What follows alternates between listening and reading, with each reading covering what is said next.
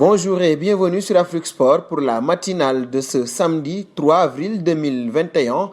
Nous débutons avec la Ligue des champions CAF, deuxième du groupe B de la phase de poule de la Ligue des champions d'Afrique avec 3 points. Al Hilal devait l'emporter cet après-midi contre les Mamelodi Sundowns pour se relancer, mais les Soudanais ont concédé le nul à domicile. En effet, la rencontre s'est achevée sur un score nul et vierge, permettant aux Sud-Africains de rester sur une série de 5 matchs sans défaite lors de la phase de poule, après 4 victoires consécutives.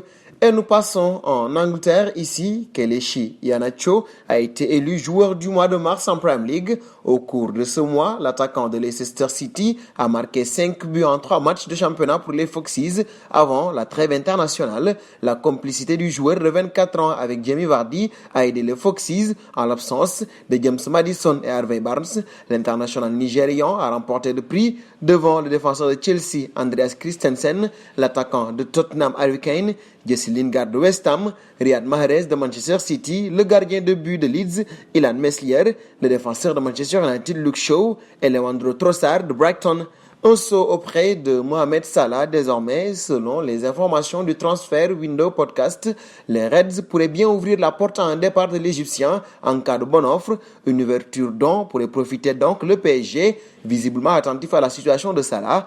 Concernant l'avenir de Mohamed, Fabrizio Romano vient toutefois de donner une autre version. En effet, à l'occasion de son podcast Here We Go, le journaliste a assuré: Liverpool planifie avec Mohamed Salah, il planifie la même structure avec Klopp sur le banc de touche. Chez les Reds, un départ de Salah ne serait donc pas à l'ordre du jour.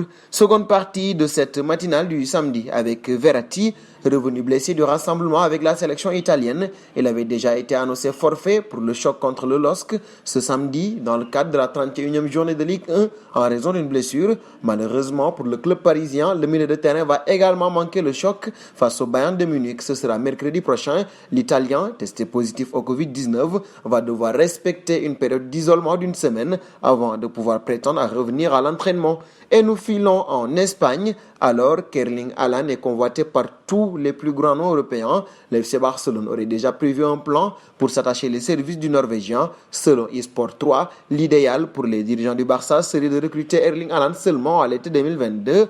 Avec la grave crise financière que traverse le club ces derniers temps, les Blaugrana ne peuvent pas se permettre de s'aligner sur le minimum que réclame le Borussia Dortmund cet été, environ 150 millions d'euros. Ainsi, le FC Barcelone attendrait que le Norvégien dispose de sa clause libératoire de 75 millions d'euros qui entrera en vigueur en 2022 pour s'attacher ses services. Nous resterons d'ailleurs autour de Haaland. Comme su, ses représentants ont été à Madrid ce jeudi. Le père du joueur et son agent, Mino Raiola, ont rencontré les décideurs madrilènes pour parler transfert. Une situation à laquelle Zidane semble ne pas prêter grande attention. En tout cas, c'est ce qu'il dit en conférence de presse. Le technicien français a préféré botter en touche. Encore une fois, je vous dis qu'il n'est pas notre joueur et je ne vais pas entrer dans ça. Je me lasse de répondre à ça, mais c'est vrai. Ce que nous faisons, c'est leur dédier dans la journée. Ce qui se passe à partir de maintenant, je ne sais pas, souligne-t-il. La porte est fermée du côté de Zidane. Et nous arrivons au terme de ce journal que nous fermons avec la question du jour.